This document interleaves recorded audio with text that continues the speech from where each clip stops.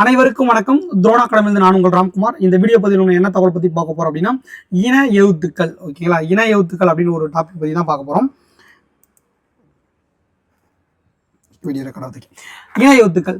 இன எழுத்துக்கள் அப்படின்னு உங்களுக்கு தெரியணும் அப்படின்னா, அதுக்கு முன்னாடி என்னன்னா, அதனுடைய சம்பந்தமான எழுத்துக்கள் பிறப்பு பத்தி உங்களுக்கு தெரியும். ஒவ்வொரு எழுத்துக்கள் எங்க பிறக்குது அப்படின்னு தெரிஞ்சாதான் இன எழுத்துக்கள் அப்படின்னா என்ன அப்படின்னு சொல்றோம் அப்படின்னா புரியும். ஓகேங்களா, எழுத்துக்களினுடைய தோற்றம். ஓகேங்களா, எழுத்துக்களுடைய தோற்றம்.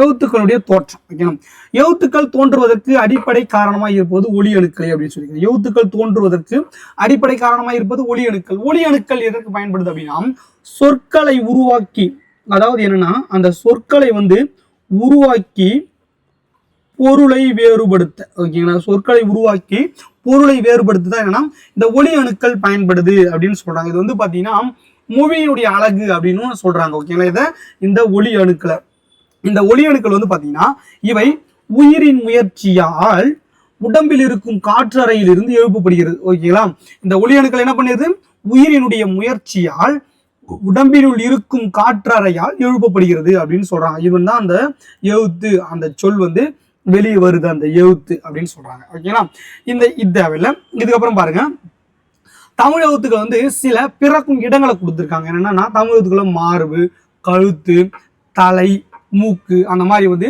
இடப்பிறப்பு அப்படின்னு சொல்லுவாங்க. இது என்னன்னு சொல்லுவாங்க, இடப்பிறப்பு அப்படின்னு சொல்லுவாங்க. இதை பின்னாடி என்னென்ன இடப்பிறப்பு இருக்கு அப்படின்னு பார்ப்போம். அதே மாதிரி உதடு, பல், அன்னம். அன்னத்துக்கு இன்னொரு பேர் என்னது, மேல்வாய் அப்படின்னு சொல்லுவாங்க. அன்னத்துக்கு இன்னொரு பேர் என்னது, மேல்வாய். இது என்ன அப்படின்னா முயற்சி பிறப்பு அப்படின்னு சொல்லுவாங்க. இது என்னது, முயற்சி பிறப்பு அப்படின்னு சொல்லுவாங்க. இதை பத்தி நம்ம உள்ள பார்க்கலாம். ஓகேங்களா, அப்போ எழுத்துக்கள் என்ன இடத்துல பிறக்குது, மார்பு, கழுத்து, தலை, மூக்கு. ஓகேங்களா, எதன் உதவியுடன் பிறக்குது, உதடு, பல், அன்னம், நாக்கு. ஓகேங்களா, இந்த நாலுதினுடைய உதவியாலும் பிறக்கும். இதைதான் நன்னூலார் சொல்லியிருப்பாரு. நிறைவேறு முயற்சியின் உள்வழி துறப்ப எழுமணு திரள் உரம் கண்டம் உச்சி முக்கற்று இதனா பல்லெண்ண தோளின் பல்வேறு எழுதுளி யாவரல் பிறப்பே அப்படின்னு சொல்லியிருப்பாரு. என்னென்ன எழுத்துக்கள் எந்தெந்த இடத்துல எதனுடைய முயற்சியால பிறக்குது அப்படின்னு யார் சொன்னது, நன்னூலார் சொல்லியிருப்பாரு.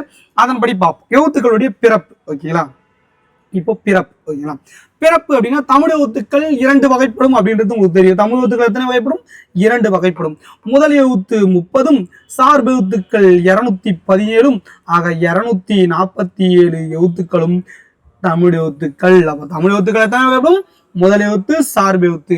இந்த எழுத்துக்களுடைய பிறப்பை ஓகேங்களா 2ஆ சொல்லுவாங்க. ஒண்ணு இடப்பிறப்பு, இன்னொன்னு முயற்சி பிறப்பு அப்படின்னு சொல்லுவாங்க. இடப்பிறப்பு அப்படின்னா நான் சொல்லிட்டேன் ஏற்கனவே, மார்பு, கழுத்து, தலை, மூக்கு, இந்த 4ம் இடப்பிறப்பு. முயற்சி பிறப்பு உதடு, நாக்கு, பல், அன்னம், இந்த 4ம் முயற்சி பிறப்பு. இந்த முயற்சி பிறப்புக்கு இன்னொரு பேரு ஒளியான்கள், ஒளியான்கள் அப்படின்னு சொல்லுவாங்க. ஓகேங்களா, ஒளிப்பு முனைகள் அப்படின்னு சொல்லுவாங்க. ஓகேங்களா, இல்லைன்னா ஒளிப்பு முனைகள் அப்படின்னு சொல்லுவாங்க. அப்போ இந்த இடப்பிறப்பும் முயற்சி பிறப்பும் சேர்ந்துதான் என்னதுன்னா ஒரு எழுத்தை உருவாக்குது. ஓகேங்களா, இந்த ஒரு எழுத்தை உருவாக்கு, இதைதான் சொல்லியிருப்பாங்க. இதை பாருங்க, உயிர் எழுத்துக்கள் 12, மெய் எழுத்துக்கள் 18, முதல் எழுத்துக்கள். இதை நான் மேலே உங்களுக்கு சொல்லிட்டேன். ஓகேங்களா, அதுக்கப்புறம் பாருங்க, இந்த முதல் எழுத்துக்கள் இருக்கு இல்லைங்களா, முதல் எழுத்துக்கள் என்ன எங்கெங்க பிறக்குது அப்படின்றது. ஓகேங்களா, இதை விட்டுருங்க. இதை தாண்டி முதல் எழுத்துக்கள் அப்படின்னா என்னன்னு ஃபர்ஸ்ட் சொல்லுவீங்க. முதல் எழுத்துக்கள் அந்த உயிர் எழுத்துக்கள் 12. ஓகேங்களா, உயிர் எழுத்துக்களா. ஓகேங்களா, ரெண்டாவது மெய் எழுத்துக்கள். மெய் எழுத்துக்கள் எத்தனை வகைப்படும் அப்படின்னா 3 வகைப்படும். என்னன்னா மெல்லினம், ஃபர்ஸ்ட் வல்லினம் சொல்றோம். ஓகேனா, வல்லினம், மெல்லினம், இடையினம் அப்படின்னு சொல்லுவாங்க. ஓகேங்களா, அப்போ இது 3ம் மெய் எழுத்துக்களா. ஒன்னொன்னுலயும் 6 எழுத்துக்கள் இருக்கும். ஓகேங்களா, ஒன்னொன்னுலயும் 6 எழுத்துக்கள். அப்போ 3 18 எழுத்துக்களா. இந்த உயிர் எழுத்துக்கள் 12. இதனுடைய இடப்பிறப்பு பத்தி பார்ப்போமா. ஓகேங்களா, இடப்பிறப்பு என்னென்ன எழுத்துக்கள் எங்க பிறக்குது. இடப்பிறப்பு ஃபர்ஸ்ட் முதல் எழுத்துக்களுடைய இடப்பிறப்பு. உயிர் எழுத்துக்கள் 12ம் எங்க பிறகுனா கவுத்துல பிறக்கும். மெல்லினம் எங்க பிறக்கும் அப்படின்னா மூக்குல பிறக்கும். ஓகேங்களா, வல்லினம் எங்க பிறப்புனா மார்புல பிறக்கும். இடையினம் எங்க பிறக்குனா கவுத்துல பிறக்கும். ஓகேங்களா. இடை அப்படின்னா கழுத்து அப்படின்னு ஞாபகம் வச்சுங்க. உடல்ல மென்மையான பகுதி எது? மூக்கு. அதான் மூக்குல அப்படியே வேகமா குத்துனா கூட என்ன பண்ணும்? மூக்கு வேகமா வலிக்கும் இல்லைங்களா? அப்போ மென்மையான பகுதி மூக்கு அப்படின்ற மாதிரி. மெல்லினம் வந்து மூக்கு. ஓகேங்களா. ரொம்ப கடினமான வல்லினமான பகுதி எதுனா மார்பு அப்படின்னு ஞாபகம் வச்சுங்க. ஓகே. இடை வந்து அந்த பின்ன கீழே உடலுக்கும் மேல தலைக்கும் இடையில என்ன இருக்கு? கழுத்து. அப்ப இடையினம் கழுத்து அப்படின்னு ஞாபகம் வச்சுங்க. ஓகேங்களா. இதை தாண்டி ஆயுத எழுத்து ஒண்ணு இருக்கு. அது வந்து தலையில பிறக்கும். ஓகேங்களா. இதான இடப்பிறப்பு. ஓகேங்களா. இதான் இடப்பிறப்பு. அப்போ முதல் எழுத்துக்களின் இடப்பிறப்பு அப்படின்னு கேட்டாங்கன்னா முதல் எழுத்துக்கள் வந்து என்னது? உயிர் எழுத்துக்களும் மெய் எழுத்துக்களும் கூட்டு கலவை தான் முதல் எழுத்து அப்படின்னு சொல்லுவாங்க. அப்ப அந்த உயிர் எழுத்துக்கள் 12 கவுத்துலையும், மெல்லின எழுத்துக்கள் 6 மூக்குலையும், வல்லின எழுத்துக்கள் 6 மார்புலையும், இடையின எழுத்துக்கள் 6 கவுத்துலையும், ஓகேங்களா, ஆயுத எழுத்து வந்து தலையிலையும் பிறக்குது. இதை தான் இவங்க சொல்லியிருப்பாங்க. ஓகேங்களா. இதுக்கப்புறம் பாருங்க, முயற்சி பிறப்பு. இப்போ இடப்பிறப்பு முடிஞ்சிருச்சு. அதே மாதிரி முயற்சி பிறப்பு. இந்த முயற்சி பிறப்பு வந்து பாத்தீங்கன்னா முதல் எழுத்துக்கும் அதே மாதிரி ஃபர்ஸ்ட் உயிர் எழுத்தை மட்டும் பார்ப்போம். ஓகேங்களா. உயிர் எழுத்து. ஓகேங்களா. என்னன்னா ஃபர்ஸ்ட் உயிர் எழுத்துக்கள் 12 முயற்சி பிறப்பு. இப்போ எந்த இடத்துல பிறக்குதுன்னு கேட்டா கவுத்து அப்படின்னு சொல்லுவாச்சு. பட் எதனுடைய உறுப்புகளுடைய உதவியோட அந்த எழுத்து வெளிவருது அப்படின்னா ஃபர்ஸ்ட் அ ஆ வாயை திறந்தாலே போதும். ஓகேங்களா. வாயை திறந்தாலே போதும். அதுக்கப்புறம் பாருங்க இ ஏ ஏ ஐ. இந்த 5 எழுத்துக்களும் ஓகேங்களா வாயை திறப்பதோடு மேல்வாய் பல்லை நாக்கின் அடியில் ஓரங்கள் தொடுவதால். ஓகேங்களா. நாக்கின் அடியில் ஓரங்கள் தொடுவதால். அதுக்கப்புறம் பாருங்க உ உ ஓ ஓ ஔ. ஓகேங்களா. மீதி இருக்கிற 5 எழுத்துக்களும் உதடுகளை குவிப்பதால். ஓகே. உதடுகளை குவிப்பதால். ஓகேங்களா. இப்போ என்னன்னா முயற்சி பிறப்புல உயிர் எழுத்துக்கள் 12 1 2 3 4 5 6 7 8 9 10 11. ஓகேங்களா. 11 12 வரணுமேங்க. 2 4 5 2 4 5 2. ஓகேங்களா. 5 5 10 2 12 எழுத்துக்களுடைய முயற்சி பிறப்பு பார்த்தாச்சு. அப்போ ஈஸியா நான் போச்சுங்க. ஆ அப்படின்னா வாயை திறந்தால் மட்டும் போதும். ஓகேங்களா. அப்போ இதே இதை வந்து பாருங்க உ உ ஓ ஓ ஔ. இதெல்லாம் உதடுகளை குவித்தாலே போதும். ஓகேங்களா. மீதி இ ஏ ஏ ஐ இதெல்லாம் வாயை திறப்பதோடு மேல்வாய் பல்லை நாக்கின் அடியின் ஓரங்கள் தொடுவதால். அப்போ இதெல்லாம் முயற்சி பிறப்பு. ஓகேங்களா. இது தாண்டி பின்ன இருக்கு மெய் எழுத்துக்கள் இருக்கு. அந்த மெய் எழுத்துக்கள் என்னென்ன முயற்சி பிறப்புல பிறக்குது? இப்போ வந்து என்னன்னா உயிர் எழுத்துக்கள் பார்த்தோம்னா இப்போ மெய் எழுத்துக்கள். ஓகேங்களா. இந்த மெய் எழுத்துக்கள்ல நான் தான் சொல்லிட்டேன். மெய் எழுத்துக்கள் எடுத்து வல்லினம் மெல்லினம் இடையினம். ஓகேங்களா. இதுதானே இப்போ வந்து பாத்தீங்கன்னா இக்கு இஞ்சம். ஓகேங்களா. முதல் அன்னத்தை தொடுவதா. ஓகேங்களா. இஞ்ச். ஓகேங்களா. இடைனா இடை அன்னத்தை தொடுவதால். இட்டு இன். ஓகேங்களா. நுனி நாக்கு மேல்வாயின் நுனியை தொடுவதால். இதுக்கு வந்து ஈஸியா லாஸ்டா வந்து இன எழுத்துக்கள் படிக்கும். உங்களுக்கு வந்து ஒரு ஷார்ட்கட் உங்களுக்கே தெரியும், நானும் சொல்றேன். ஓகேங்களா. அதுக்கப்புறம் இத்து இந்து. ஓகேங்களா. மேல்வாய் பல்லானது நாக்கின் நுனியை பொருந்துவதால். ஓகேங்களா. அதுக்கப்புறம் இப்பு இம்பு. மேல் உதடும் கீழ் உதடும். இது கொஞ்சம் ஈஸியா இருக்கு. இப்பு இம்பு வந்து மேல் உதடும் கீழ் உதடும் குழிவதால். ஓகேங்களா. பொருந்துவதால். சாரி, மேல் உதடும் கீழ் உதடும் பொருந்துவதால். இவு வந்து மேல்வாய் பல்லை கீழ் உதடு பொருந்துதலால். இழு வந்து நாக்கின் அடி மேல்வாயின் அடியை பொருந்துதலால். ஓகேங்களா. இரு வந்து மேல்வாயை நாக்கின் நுனி தடவுவதால். ஓகேங்களா. இது மட்டும் கொஞ்சம் டஃபா இருந்துச்சு அப்படின்னா உங்களுக்கு வந்து என்ன பண்ணலாம், ஒரு ஷார்ட்ஸ்ல வித் ஷார்ட்கட்டோட நான் உங்களுக்கு போட்டுறாங்க. ஓகேங்களா. இல்லு. ஓகேங்களா.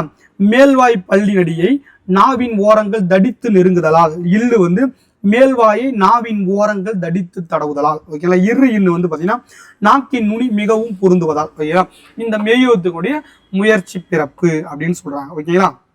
இதுக்கு வந்து நான் ஒரு ஷார்ட்ஸை வித் ஷார்ட்கட்டோட போடுறேன். இப்பதான் உங்களுடைய டாபிக் இன எழுத்துக்கள் அப்படின்னு வந்திருக்கும். ஏன் இவ்வளவு தூரம் சார் எழுத்துக்களுடைய பிறப்பை ஏன் சொல்லணும் அப்படின்னா, இன எழுத்துக்கள் அப்படின்னா என்ன அப்படின்னா உங்களுக்கு சொல்லியிருக்கேன்.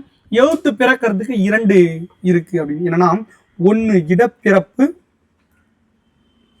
இன்னொன்னு முயற்சி பிறப்பு. இப்பதான் சொல்றேன். இடப்பிறப்பும் முயற்சி பிறப்பும் ஒற்றுமையுடன் ஓர் எழுத்து பிறக்குமானால் அவ்வெழுத்து இன எழுத்து எனப்படும். ஓகேங்களா, புரியுதுங்களான்னு பாருங்க. இன எழுத்துக்களுடைய ஃபர்ஸ்ட் பாயிண்ட் என்ன? இடப்பிறப்பும் முயற்சி பிறப்பும் ஒற்றுமையில் ஓர் எழுத்து பிறக்குமானால் அவ்வெழுத்து இன எழுத்து எனப்படும். ஓகேங்களா, அப்போ இன எழுத்துக்களுடைய ஃபர்ஸ்ட் ரூலே அது இடப்பிறப்புக்கும் முயற்சி பிறப்புக்கும் எழுத்து ஒற்று போக வேண்டும். ஒத்து போச்சு அப்படி எழுத்து பிறக்குது அப்படின்னா அந்த எழுத்துக்கள் தான் என்னவா இருக்கும்? இன எழுத்துக்களா இருக்கும். நீங்க நல்லா பாருங்க, இங்க மேல பாருங்க. இப்போ வந்து நான் சொன்னல, இதுக்கு வந்து உங்களுக்கு சொல்லும் போது பிரியணும். அதாவது முதல் அன்னத்தை தொடுவதால் முதல் அன்னத்தை தொடுவதால் 2 எழுத்துக்கள் பிறக்குது, இக்கு இஞ்சு. அப்போ இங்க இக்கு இஞ்சு என்ன எழுத்துக்கள்? இன எழுத்துக்கள். இடைனா இடை எண்ணத்தை தொடுவதால் இச்சு இஞ்சி பிறக்குது. அப்போ இது ரெண்டும் என்ன? இன எழுத்துக்கள். இட்டு இன்னு நுனினா மேல் வாய் நுனியை பொருந்துவதால் பிறக்குது, இட்டு இன்னு. அப்போ இதெல்லாம் பாருங்க என்ன பிறக்கும் போது அதனுடைய ஒற்றுமை இருக்கு இல்லைங்களா? அப்போ இதெல்லாம் இன எழுத்துக்கள் அப்படின்னு சொல்றாங்க. ஓகேங்களா, அதான் ஃபர்ஸ்ட் பாயிண்ட். இன எழுத்துக்கள்லாம் என்னன்னு புரியுதுங்களா? அப்போ இன எழுத்துக்களுடைய ஃபர்ஸ்ட் பாயிண்ட் இடப்பிறப்பும் முயற்சி பிறப்பும் ஒற்றுமையில் ஒரு எழுத்து பிறக்குமானா அதெல்லாம் இன எழுத்துக்கள். தமிழ்ல என்ன சொல்லுவாங்கன்னா நட்பு எழுத்துக்கள் அப்படின்னு சொல்லுவாங்க. ஓகேங்களா, இப்போ மெய் எழுத்துக்களுடைய இன எழுத்துக்களை பத்தி பார்ப்போம். ஃபர்ஸ்ட் மெய் எழுத்துக்கள். மெய் எழுத்துக்கள் எத்தனை வகைப்படும்? 3 வகைப்படும். என்னன்னா வல்லினம், மெல்லினம், இடையினம். ஓகேங்களா, இங்க வந்து பாத்தீங்கன்னா ஃபர்ஸ்ட் இன எழுத்துக்கள் ஞாபகம் வச்சுன்னா வல்லினத்திற்கு மெல்லினமும் மெல்லினத்திற்கு வல்லினமும் இன எழுத்துக்களாகும். வல்லினத்திற்கு மெல்லினமும் மெல்லினத்திற்கு வல்லினமும் இன எழுத்துக்களாகும். ஓகேங்களா, இதன் பிரகாரம் பாத்தீங்கன்னா இது எப்படி அமையும்னா ஒரு மெல்லின மெய்யை அடுத்து வல்லின குறில் இடம் பெற்றிருக்கும். மெல்லின மெய்யை அடுத்து வல்லின குறில் இடம் பெற்றிருக்கும் இன எழுத்துக்கள். ஓகேங்களா, அதன்படியே இன எழுத்துக்கள் அமைஞ்சிருக்கா? இன எழுத்துக்கள் அமைஞ்சிருக்கா? இது வல்லின மெய், இது வந்து வல்லினம், இது மெல்லினம். ஓகேங்களா, அப்போ இன எழுத்துக்கள் அமைஞ்சிருக்கு. இதனுடைய பொறுப்பு தான் கொடுத்துருக்காங்க பாருங்க. சிங்கம், அஞ்சாதே, மண்டபம், பந்தல், கம்பம், தென்றல். ஓகேங்களா, அம்பு, அந்த மாதிரி இது பல்வேறு எடுத்துக்காட்டோட சொல்லலாம். நீங்க பார்க்கும்போதும் உங்களுக்கு வந்து இது மாதிரி பல்வேறு எடுத்துக்காட்டு உங்களுக்கு தோன்றும். அப்போ வல்லினத்துக்கு மெல்லினமும் மெல்லினத்திற்கு வல்லினமும் இன எழுத்துக்கள். சார், மூணாவது இதுல ஒரு இடையனம் ஒரு எழுத்து இருக்கு. இடையன எழுத்துக்கள் தங்களுக்குள்ளவே இன எழுத்துக்களை அமைத்துக் கொள்ளும். ஓகேங்களா, தங்களுக்கு இன எழுத்துக்கள் ஆறும் ஒரே இனம். ஓகேங்களா, தங்களுக்குள்ளவே இன எழுத்துக்கள் அமைச்சுக்கும். இவ்வுக்கு இரு, இல்லுக்கு இவ்வு, இழுக்கு இல்லு அப்படின்ற மாதிரி தங்களுக்குள்ளே என்ன பண்ணும்? இன எழுத்துக்களை அமைச்சுக்கும். ஓகேங்களா, அப்போ மெய் எழுத்துக்களோட இன எழுத்துக்கள் படிச்சாச்சு. ஓகேங்களா, மெய் எழுத்துக்கள் 3, அதுல வந்து ஒன்றுக்கு இன எழுத்துக்களை அமைச்சுக்கும். வல்லினம் மெல்லினமும். இடையினம் வந்து தாங்களுக்குள்ளவே என்ன பண்ணும்? இன எழுத்துக்கள் அமைச்சுக்கும். அதுக்கப்புறம் உயிர் எழுத்துக்களின் இன எழுத்துக்கள். ஓகேங்களா, உயிர் எழுத்துக்கள்ல இன எழுத்துக்கள் அப்படின்னு பார்க்கும்போது உயிர் எழுத்துக்கள் எத்தனை எழுத்துக்கள் சொன்ன? 12. ஓகேங்களா, அந்த 12ல குறில் எத்தனை? 5. நெடில் எத்தனை? 7 ஆகிய 12 தான். ஓகே, உயிர் எழுத்துக்கள். இங்க பாருங்க, உயிர் எழுத்துக்கள் வந்து குறிலுக்கு நெடிலும் நெடிலுக்கு குறிலும் இன எழுத்துக்கள். குறிலுக்கு நெடிலும் நெடிலுக்கு குறிலும் இன எழுத்துக்கள். அப்போ டவுட் வருதுங்களா? ஏன்னா குறில இருந்து எழுத்துக்கள் அதனுடைய நெடில இருந்து எழுத்துக்கள் வந்து பாத்தீங்கன்னா இனமா அமைஞ்சிரும். ஏன்னா குறில் எழுத்துக்கள் என்னது? 5 அ, இ, உ, ஏ. ஓகேங்களா, இந்த 5ம் குறில் எழுத்துக்கள். ஓகேங்களா, இதற்கு இனமான நெடில் எழுத்து என்னவா அமைஞ்சிரும் அப்படின்னா இன எழுத்துக்கள் அமைஞ்சிரும் சொல்லிட்டாங்க. அப்போ ஆக்கு ஆ, ஈக்கு இ, ஊக்கு ஊ, ஏக்கு ஏ, ஓக்கு ஓ. ஓகேங்களா, இப்போ டவுட் வரும் என்னன்னா, ஓகேங்க சார், 12ல 5 குறில் எழுத்துக்கு அதனுடைய நெடில் எழுத்துக்கள் தான் இன எழுத்துக்கள் அப்படின்னு சொல்லிட்டீங்க. உயிர் எழுத்துல 2 நெடில் எழுத்துக்களுக்கு மட்டும் குறில் எழுத்துக்கள் இல்லை. ஓகேங்களா, அந்த எழுத்துக்கள் என்ன அப்படின்னா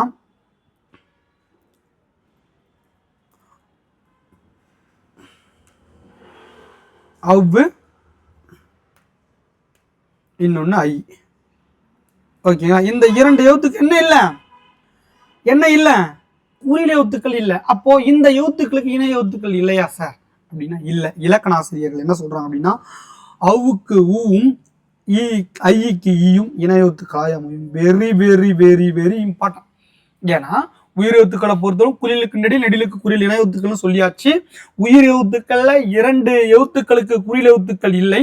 ஆனால் அந்த 2 எழுத்துக்களுக்கு என்ன சொல்றாங்க, அவுக்கு ஊம் ஐக்கு ஈயும் வந்து இணை எழுத்துக்களாய் அமையும் அப்படின்னு சொல்லியிருக்காங்க. இதை தான் சொல்லியிருக்காங்க. ஓகே, இதை தான் வந்து மேல எல்லா இடத்துலையும் சொல்லியிருப்பாங்க.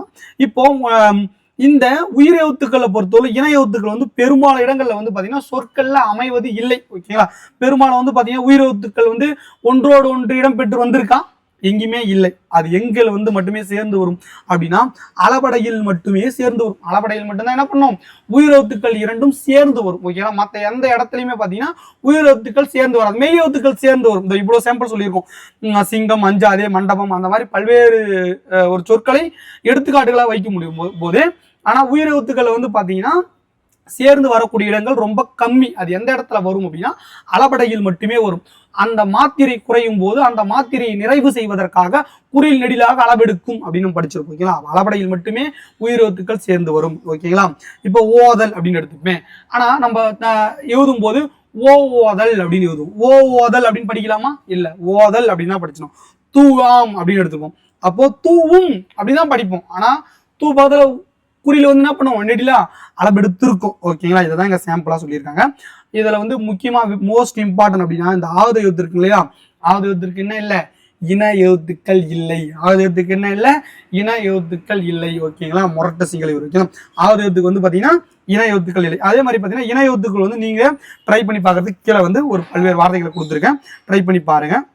இன எழுத்துக்கள்ன்றது ரொம்ப ரொம்ப ரொம்ப ஒரு ஈஸியான ஒரு டாபிக் தான். இந்த எழுத்துக்களுடைய பிறப்பு மட்டும் உங்களுக்கு வந்து இந்த உயிர் எழுத்து கூட ஈஸியாக தான் இருந்திருக்கும், பட் மெய் எழுத்துக்கு மட்டும் கொஞ்சம் கடினமாக இருந்திருக்கும். இந்த கடினத்தை நீங்கள் குறைக்க தான் என்ன பண்ணனா, இன எழுத்துக்கள் இந்த இன எழுத்துக்களை எழுதி வச்சுட்டு அதுக்கப்புறம் படிக்கணும். அதுக்கப்புறம் இதை நீங்கள் படிச்சிங்க அப்படின்னா ஒவ்வொரு எழுத்து சொல்லி பார்க்கும்போது இவங்க சொல்கிற அந்த கான்செப்ட் வந்து பொருந்துதா, மேல் அன்னமும் பல்லும் பொருந்துதா, நாவடியும் பொருந்துதா அப்படின்னு பொறுமையாக ஒவ்வொரு எழுத்தை நீங்கள் உச்சரிச்சிங்க அப்படின்னா உங்களுக்கு ஈஸியாக இது மனப்பாடம் ஆகிடும். தேங்க்யூ. அடுத்த வீடியோ பதிவில் சந்திக்கலாம்.